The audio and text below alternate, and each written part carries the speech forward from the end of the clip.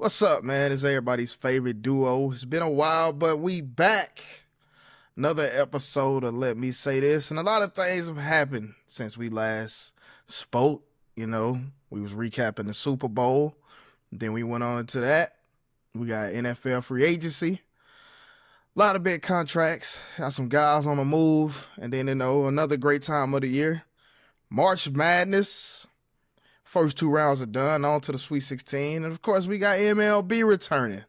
But let's start with the hottest thing in sports right now, honestly. March Madness. So what are your takeaways from the first weekend of March Madness? Like, what did you like? What did you not like? What team surprised you? All that good stuff. I mean, as always with March Madness, it's just been a good pacing, a good variety of different teams playing a lot of different games. Plenty to watch around this time of the year, especially that first week or weekend. You watching games anywhere from Tuesday, Wednesday, all the way to that Saturday to Sunday. Of course, Alabama took on two, what I feel like were quality opponents, but, Hofstra and Texas Tech, who thankfully, even with the recent suspension of our very own Aiden Holloway, they were able to breeze through those. We get into some tougher competition now, dancing in the Sweet 16 again against Michigan. Other than that, of course, the loss that Florida suffered overall was probably the biggest surprise so far in the tournament. There's always going to be some upsets, some things that take place throughout the tournament, but that's what March Madness is all about. Other than that, one of our guys, that we follow his entire career very closely. And what I think, honestly, so far was the most exciting game overall throughout the tournament last weekend with Vanderbilt. Heartbreaking there for them to lose there, on literally a rim out. But, hats off to those guys as well. But, we're getting ready to go into the Sweet 16 now. So, I'm looking forward to the last 16 teams proving who can be the most dominant. Just like in the last couple of years, I think it'll kind of turn out the same way with the powerhouses being the powerhouses. And I think that's a competitive balance thing. The last years, and I think we talked about it last year, it's been a while since we had a seed lower, I think, than really 3 or 4 that won the tournament overall. So, we were talking last year about how the NIL and all that's kind of affected some of the better teams. If I'm not mistaken, I think UConn wanted as like a 8, maybe. Yeah. I may be thinking about 2014 when they won it, because I know they was like a 8 or 9 seed in that time period. So yeah. But it's just been a while since that's happened. Otherwise, basketball is basketball. But I mean, like I said, right now with the NIL, the way that it's shaping out, more specifically, like we talked about last year with college basketball, is allowing the best to still be the best. And that's what we're seeing again this year, through tournament season. I thought we saw some really good teams. And, like I said, here with the Sweet 16 and on to the 8 and 4, I think we got some really good basketball coming up. Yeah. So I'm glad you brought up that topic. I'm gonna get into it, but I'm glad you, like you said, we kind of reiterated going back into like when we first started, like happy 1 year. We're gonna have a special rollout for that, but happy 1 year. We talked about how NAL with the power, said basically leveraging the power players that of the schools in the major conferences, like that might have not been known as basketball schools, but now can be competitive and compete and fight for some of these spots in the tournament or even make a run in the tournament. But some of my favorite teams that I love to hate on, Duke being at the top of the list, they made it with some close. TCU gave them a run, and then the second half it just got ugly for TCU. Gonzaga, I really thought Gonzaga was going to, I picked them in the tournament to go at least to the Elite 8. That didn't happen. But that's another one of the teams that I actually like to hate on. So, like, even though it kind of messed up my bracket, not too surprised, because in years past, they have shown that they can put a team together in the regular season, but then when it comes tournament time and the lights get bright, they tend to fold. So that's another one of those teams. North Carolina, I mean, like they was comparing like Dean Smith. I mean, it's different eras because like now athletes are getting paid. So like when it took Dean Smith a while to win his first championship, and then in 5 years, Hubert Davis 125 to 54 losses. Now he's gone back-to-back first-round exits. I think that will pretty much, get you on the way out the door because they It's did make a always Sweet gonna do 16 it. 2 years ago, and they lost to said Alabama team. Team that's now on their fourth straight Sweet 16 appearance now, in their fifth in 6 years or something like that. So, hats off to Alabama. But yeah, we see stuff like that. But NIL, now that I'll speak on the NIL portion of it, I think when it comes to that, like it doesn't really help the smaller schools, obviously, that don't get the exposure during the season until like, conference tournament time, like a Miami, Ohio. I had no wherewithal that Miami, Ohio was undefeated until we getting close to the tournament time. And then like we don't see any schools like a George Mason or Fairleigh Dickinson or Florida Gulf Coast, Loyola Chicago from 2018. We're not really going to see too many of those guys because you know why? Guys from those schools are now going to get a chance to get a little money in their pocket and get more exposure playing for some of these major teams that are now in the tournament. Because somebody even had a graphic. I saw a graphic on Twitter like with like roster players from on the team, but they're coming from different rosters. So it's like previous teams. So it's just like, and Alabama was the only. It's like Alabama and some other schools like was pretty much the only ones that had pretty good roster retention. They only had one player in the starting lineup that was from a different program. So yeah, and as we talked about last year, I think NIL helps college basketball a little bit more because as we know, there's few roster spots in the NBA. So there's a chance for these fourth and fifth year guys to collect a little money on their way out the door and then going about their business with the rest of their lives, whether corporate in the corporate structure or whether they're just continue being around the game in a coaching manner or a player development manner. But biggest takeaway is really not no takeaway because it's like I said, NIL in a way kind of diluted it, but in the same way kind of propelled some guys that like I mentioned because I had to do assignment on this. Like I mentioned it was a cut. It didn't make the final cut, but like. Can you imagine like a Damian Lillard? Because he played at Weber State, and we haven't heard from Weber State in I don't know how long, maybe since he got drafted. Played there. So just imagine a Damian Lillard being able to take advantage of a situation like this, and now he can possibly transfer to a Kentucky or North Carolina or a Kansas or a program like that.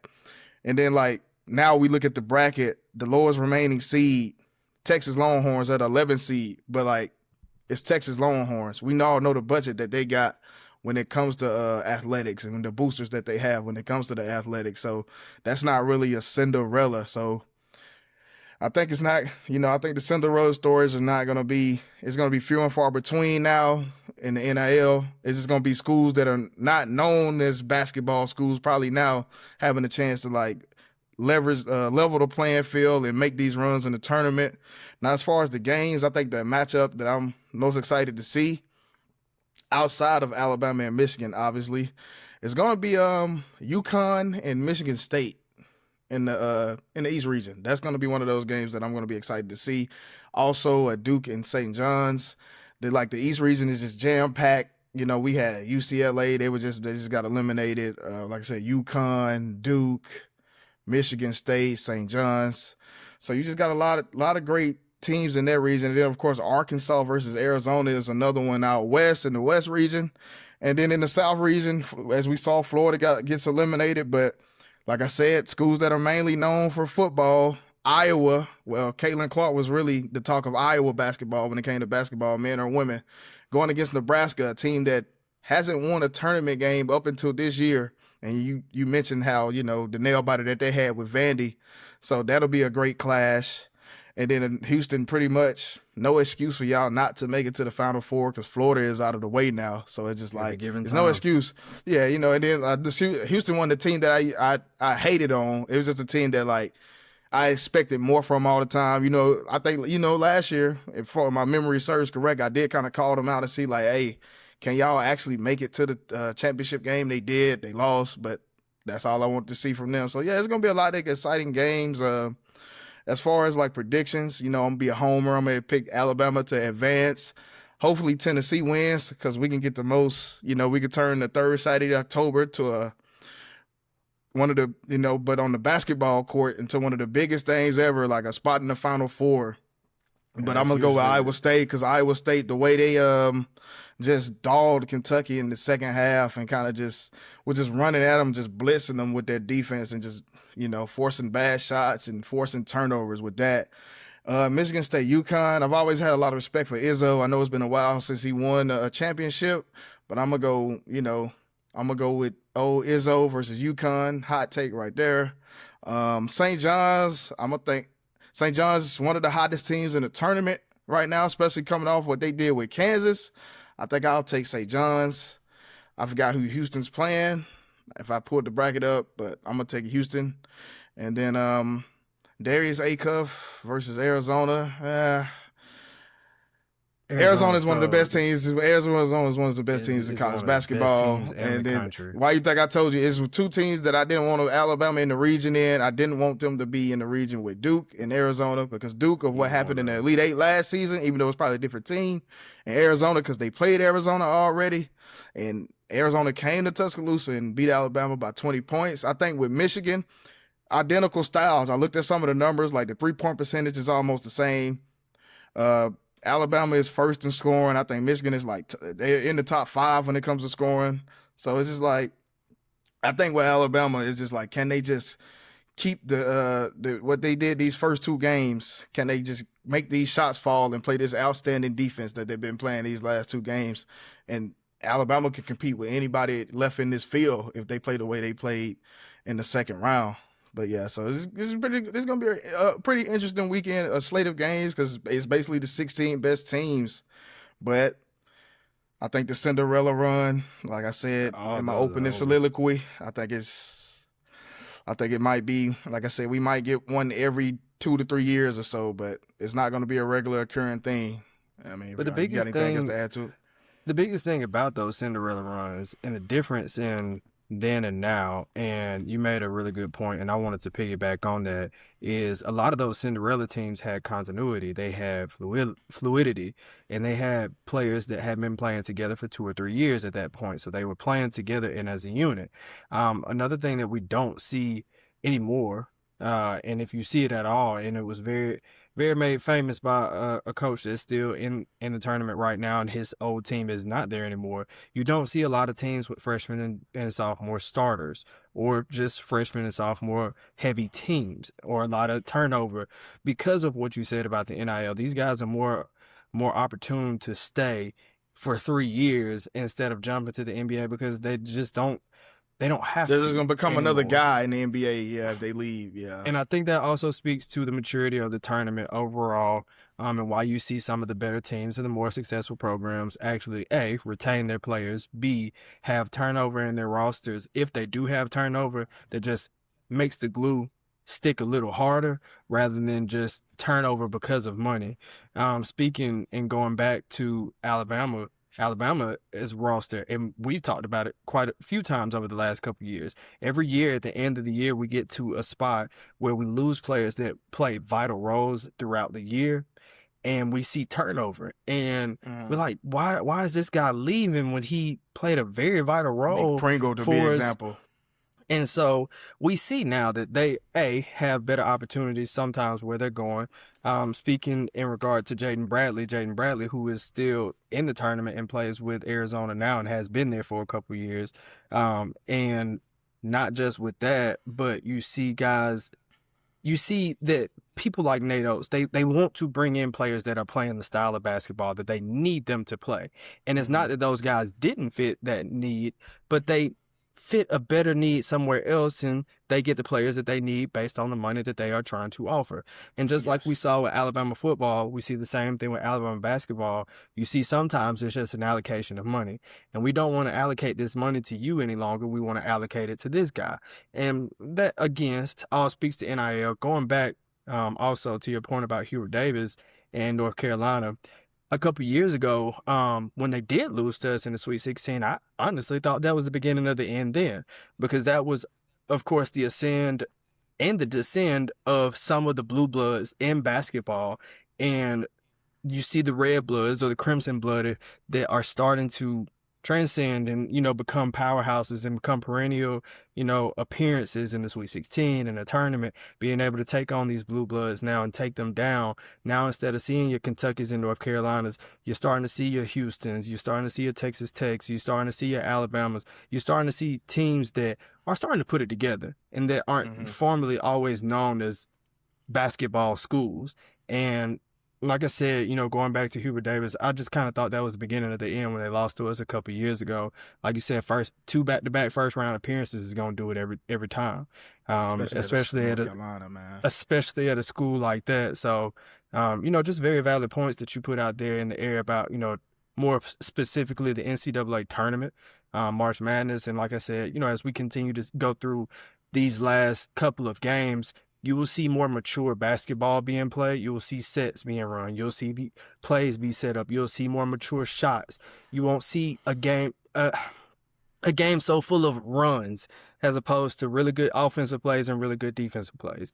Your Florida Gulf Coast, your Murray States, your Weber States, your Jimmer Fredettes.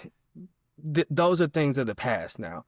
And I hate to say that because that was the madness in March Madness, but now March Madness, and the reason that they're still continuing to think about extending the field is they're looking for that madness of old to come back.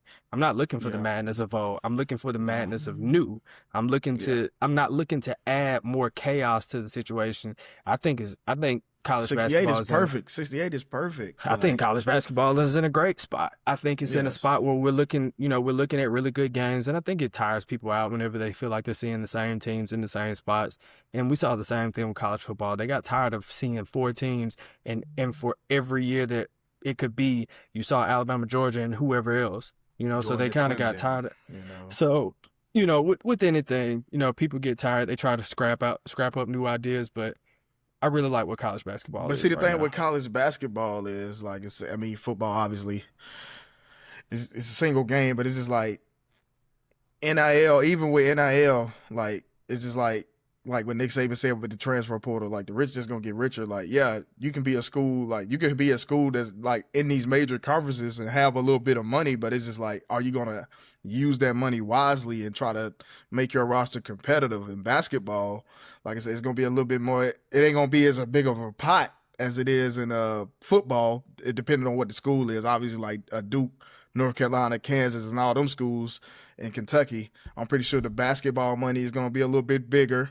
And then, like, of course, the conference revenue, because, like, these are teams in the ACCs and the SECs and Big 12s, so they're going to get a little bit more funds for their programs. But, yeah, so it's just, like, and the aspect of it, too, is, like, what's the question? Like, do you prefer the CFP or March Madness? I know that's, like, one of those quality over quantity because, of course, you got 68 teams. You got all these rounds. Like, I think, depending, you got to win 5 to 6 games to win the championship. One game elimination, obviously, like I said, football is the same thing. But it's like with I think with college football playoff, there's a little bit more politics involved because they want to make sure these are the 12 best teams versus, like, it's 68 teams in the NCAA tournament. But now that we're down to the meat and potatoes, like, these are pretty much the 16 best teams in college basketball. But they played the field, and now the field is finally shrunken. And now it's just going to continue to get smaller until obviously we get all the way to the Final Four, the 4 best teams, and then we get to the championship. So, yeah, like, I'm going to go, like I said, football is always going to be number one in King in the USA. But as far as, like, a postseason structure, just the structure of the postseason. Because college basketball regular season, and just like any basketball regular season, is just long and drawn out. You don't really pay attention to it until after, like NBA, till after All-Star break, when the playoff race is going to heat up. The MVP race is going to be even more fluid. Like, might have SGA one week and Joker the next week, Cade one week, Jaylen Brown one week. But now we pay more attention to it now. So it's just with that, like I said, the postseason structure of basketball, college basketball, I think I will give them the nod over the CFP because obviously, like I said, it's fewer spots, so they're gonna make sure, like, hey, these are the teams that we feel are the best versus you already know, like majority of teams in the field amongst the first 4 to 5 seeds are like, okay, these are pretty much the teams that we can see making a run, and everybody else get in where you fit in, may the chips fall where they lay, and how maybe you can find yourself in the right place at the right time, and you look up and you're in the Final Four as a mid-major school, knocking down all the teams with all the the big budget, and you just little old, like I said, Loyola Chicago, or little old George Mason, from 20 years ago, little old VCU from 15 years ago. We're not really gonna get that. Like, we're not gonna see Rice take down Ohio State in the college football playoff. You're not gonna see that. You know what I'm saying? You're not even gonna see, like, even schools that are considered Power Four schools taking down a blue blood Power Four school in the college football playoff. But you can see that in basketball. So that's why I say the postseason structure of college basketball, I would give them the nod over CFP. But the regular season, I would give it to college football. So that's pretty much what I got in that tournament. And like I said, I gave out my predictions and, the Sweet 16 / Elite 8, and then we'll see who's in the Final Four. But I mean, since it's gonna be the whole weekend, I might as well just lay it out. I think we're gonna get Alabama versus Iowa State. That's an interesting matchup. Gonna get St. John's versus Michigan State. St. John's versus UConn Part 3 will not be bad. That is great for TV, but I want to see, like I said, I like Michigan State. I like Sparty to take down UConn, and so we get St. John's and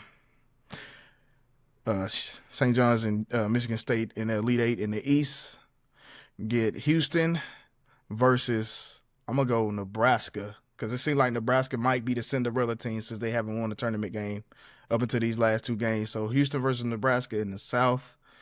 And in the West, Arizona versus Texas. That's another team. And then like I already called out the Midwest. So that's pretty much it what I got as far as making it to the Elite 8 and Final Four.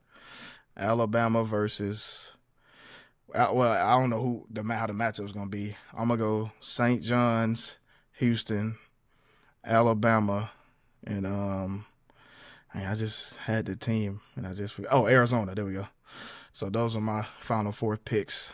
Hopefully, we come back. So. Yeah, hopefully we come back. Because it's all gonna be in one weekend. So might as well just go ahead, and then when the Final Four comes down, we'll break away and go about it that way. But another thing, I know you've been highlighting as far as the NBA.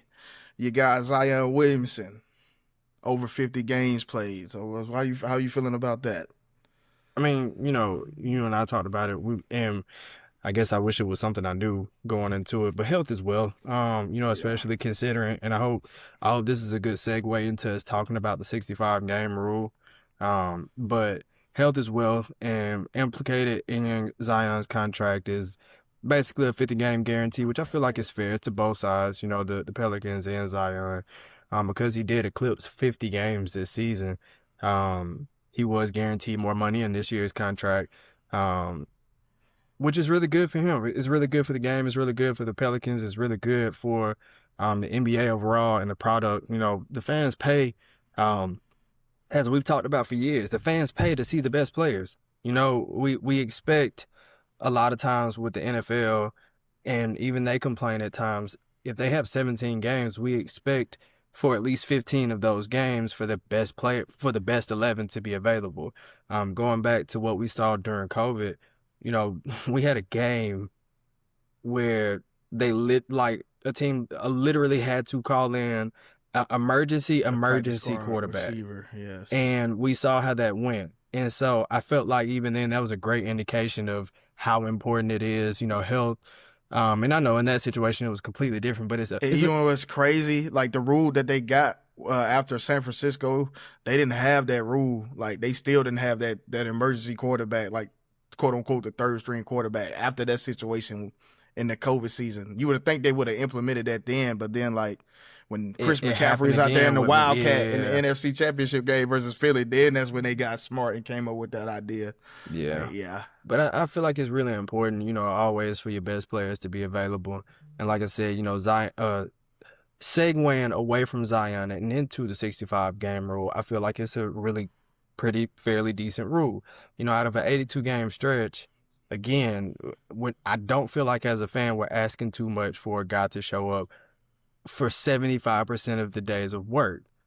So I know even with in real life jobs, we are afforded, paid time off, sick days, whatever the case may be. But imagine telling me that I can stop working in June and go all the way to December and not work anymore. And I only worked 50%, but you telling me that I deserve something because I'm popular. That's just still kind of how I look at the rule. I Yeah. do think the rule may be touched again, and it may go down to 60 games, and I'm hoping it doesn't go down to 55.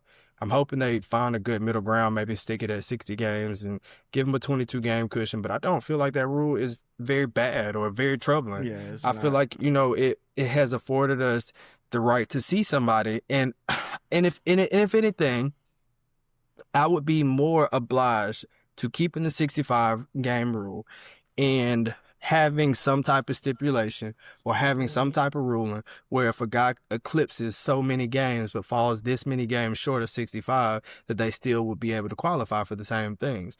You see a situation here late in the season with Cade Cunningham where he's going to miss quite a few games with a very serious injury. I think that could and should be an exception. But I think Collapse as around it. Yeah. we see different situations where a couple years back, we saw some very porous habits from a lot of players in load management, things like that, just not being available for games. That really, really stinks, for us as fans to even turn on the NBA product and not not not see NBA players or professional NBA players, but not seeing our favorite players play. And that's a very important part of it. A couple years ago, I remember I went to a Heat and Hawks playoff game, and at a certain point in the game, it became a blowout. And I went and sat a little bit lower, in the bowl, right behind the Heat bench, and it wasn't a problem at that point to see the bench players playing. It was Yeah. just at that point, it's nowhere near as thrilling to see some of the bench players playing as it is to see the stars. That's just the Yeah. truth of the matter, and I know Yeah. blowouts are going to happen. I know injuries are a part of the game. I'm not complaining about that part of it, but availability is key. And um, I feel like in order to be afforded the right to call yourself the best, availability is always going to be your best attribute. Yes, and I can remember you know, growing up, like regular season games from opening night all the way up until the last game. Like you were ready to watch a lot of games compared to now. Like post what 2012, because like really the Spurs, as much praise we give the Spurs and how they run their organization, they were kind of the ones that they played Miami Heat. It's crazy. They ended up playing the finals that same season, but when the season first kicked off, they played in Miami. No Tim Duncan, no Manu, and no Tony Parker. They back in San Antonio. Spurs get fined 500,000. You know what I'm saying? So that kind of started a wave moving forward. Now, did we think it would get this bad? No. And like, I don't think they need to change the rule, because like if you can meet the 60 game threshold, I think you can meet the 65 barring anything crazy happen. Because I think if you make it that far, you pretty much, all right, all I need is 5 games left. You cool. Like, I think now, I want to say it's at least like 10 games left. So if you already, you know what I'm saying, you pretty much passed the 65. So I think you can make 65. If you can make 60, I think you can make 65. I don't think they go no lower than 60. I think 55, like, you might as It's well really just pushing get it. rid of, yeah, you might as well just get rid of the rule then at this point. You know what I'm saying? So Yeah. it's just like, ain't no point. You know what I'm saying? But I think 65 is reasonable, because we did have, if guys didn't play 82, it was still guys playing 75 plus games, or even 70 plus games. It was still guys still playing in the 70s when it comes to the game. So I see a 65 is a little bit more laxed. You know what I'm saying? So, but it's just like, you don't know what we're going to get. A lot of these matchups will be compelling because you don't know what you're going to get. Like, okay, is SGA going to, like, just say, for instance, OKC versus Detroit. Is one of them two going to be available to play that game? When I mean SGA and Cade Cunningham, that's what I mean. You know what I'm saying? So it's just like, and I know it's a grind. It's an 82 game season, but like you said, we the fan expect to see the best players. I can take you back. Like, I know you said you went to that game. I went to that Mavericks and Heat, not Mavericks and Heat. I'm sorry, Mavericks and Spurs game. I'm under the impression the whole time I'm thinking Wemby is going to play. Wemby gets hurt pregame. I didn't even see Wemby get hurt pregame. He slipped and fell in pregame or something, or rolled his ankle or whatever happened. I'm excited. I'm like, I'm about to finally get to see Wemby play. And then I see Wemby sitting on the bench. I'm like, okay, maybe he's just coming off the bench for some reason. I don't know what's going on. I mean, I still get a chance to see him play. And I kid you not, I get a notification mid-game, Wemby, injured in pregame, will not play tonight versus Dallas. I was like, so what was the point of me coming? You know, I've seen Luka play, before he got traded, obviously, living out here in Dallas. I've seen Luka play a number of times. I'm always enjoy watching Luka play until I'm not a fan of the Mavericks. He got traded to my team, obviously, but still, I live out here and I enjoy watching them play in Dallas. Kind of get taken away, and get sent to L.A. So I'm not, kind of taking for granted then because that's the last game I've been to with the Dallas Mavericks. So it's just like, but when you've seen Luka play a good portion of times, and I've seen him play in a playoff game, so I've got to experience that type of environment as well. And then Wemby #1 pick coming out that draft 2000, like I said, it's 2023 going into the new year. So it's just like, and not being able to get that opportunity is just like, yeah, that kind of hurt, man. I was excited to get to see Wemby for the first time, and then it just got. Something happened out of his control pretty much. Like, he didn't go in the day thinking he gonna get hurt in pregame, you know what I'm saying? So, but it happens. Yeah, KD, when he got first traded to Phoenix, like 2 games in, like he get hurt pregame. It's just like, it's stuff like that, man. And so, yeah, man, but yeah, I feel you on that one. It's just like, you do want to see the best players out there on the floor, especially late in the season. Now, early in the season, like, you probably not gonna go to as many games early in the season, but like, once it start heating up, you want to see the main guys because these are the guys that's going to be on the floor because we already know in the playoffs the rotations are going to be, you might run an 8 to 9 man rotation in the regular season.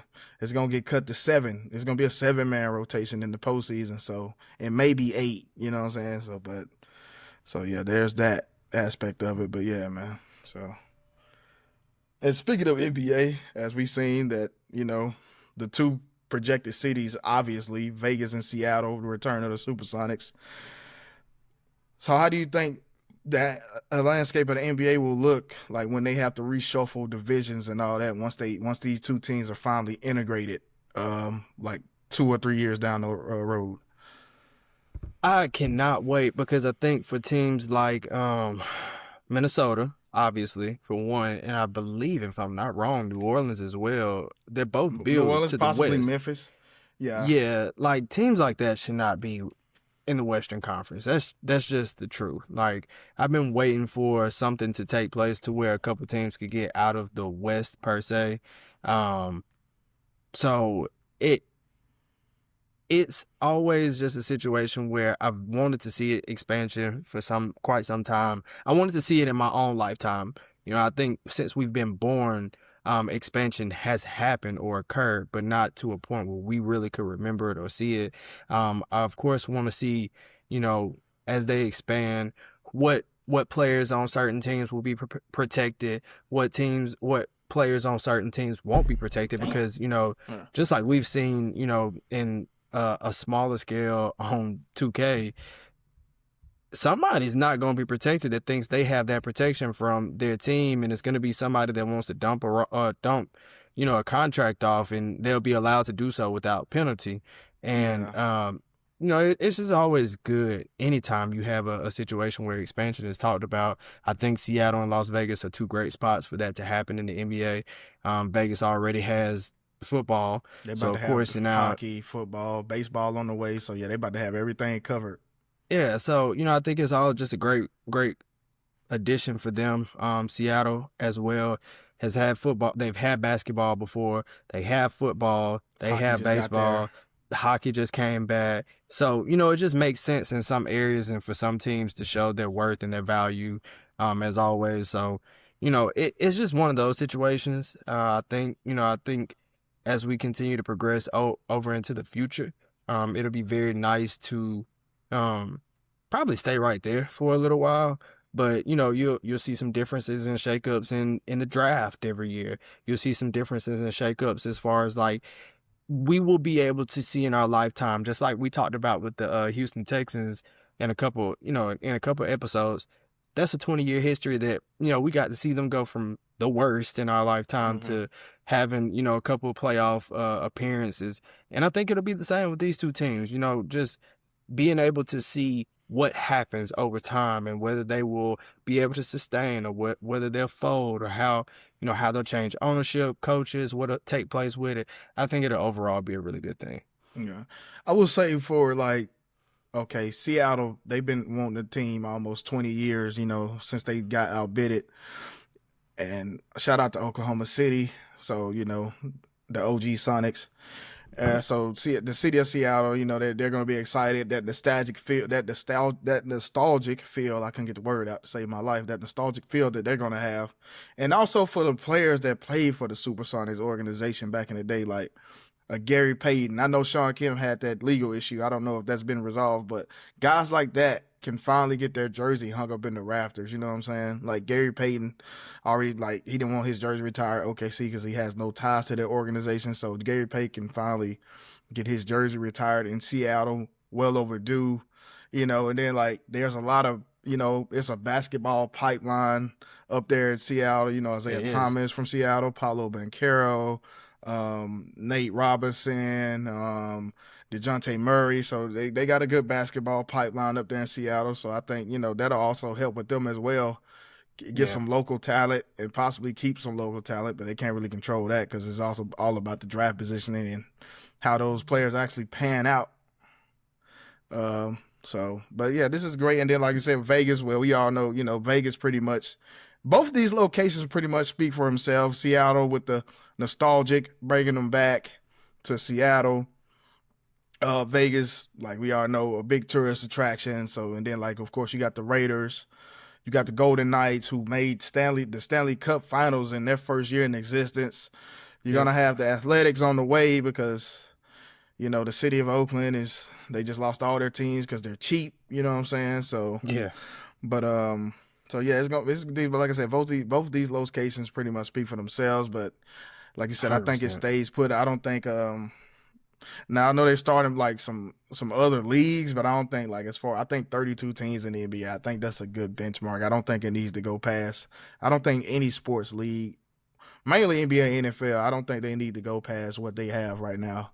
Like, I know the NFL is opening the market to playing in other countries. Like we're seeing, like they're going to Australia for a game and stuff like that. Going to Brazil, playing in France. With that, open up more markets and more continents.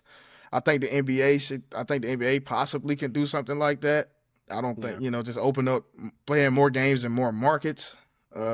Which they Versus do more so in the preseason than they do in they the do it. regular Yeah, they do in season. the And I preseason. But I understand. think I understand the inability to do it in the regular season because you yeah. scheduling issues. Schedule, yeah, you might have a back to back. So yeah, it's just like one of those. But I think yeah, I think that's one of those things they could probably look at. Okay, like when's this team's last game, and then like before All Star break, and they could possibly squeeze it in right there. And it's just like so yeah. But like the NBA, they're global. All these sports, the major two sports in North America, pretty much global brands.